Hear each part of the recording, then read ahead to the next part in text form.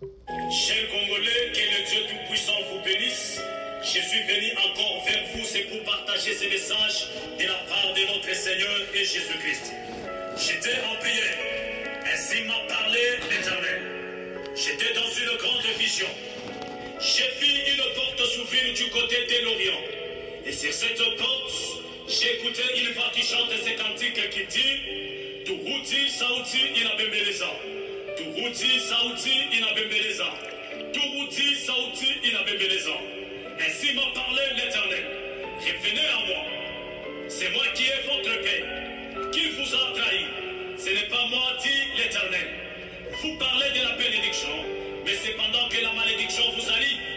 Vous parlez de la paix, c'est la guerre qui vous surprend. Qui vous a trahi? Ce n'est pas moi, dit l'Éternel. Ce sont vos ancêtres, y compris vos pères, qui vous ont trahis, parce que ce sont des gens qui n'ont pas respecté les ordres de Melchisedec, roi de Salem.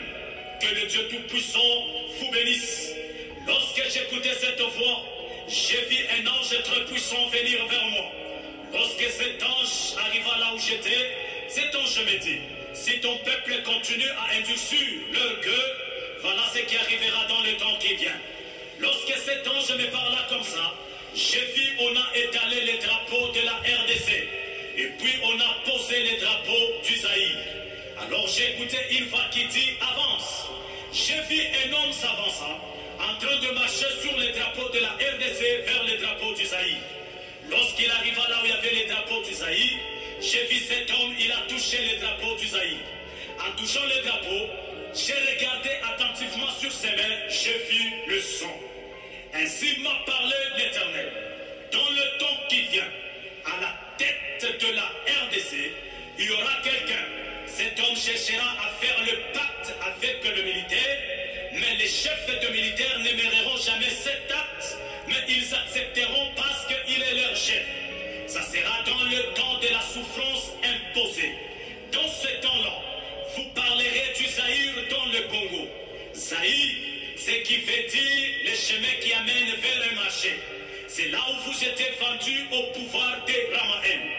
Ramahen, c'est qui veut dire la domination royale. Après ce temps, le peuple congolais saisiront un prophète et ils diront à un prophète, toi dirige-nous parce que tu as l'œil qui voit.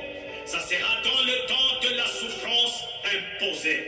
Chers Congolais, revenons vers notre Dieu. Il est le Dieu très haut, il est notre Père. Il nous pardonnera et il nous guérira. Que le Dieu tout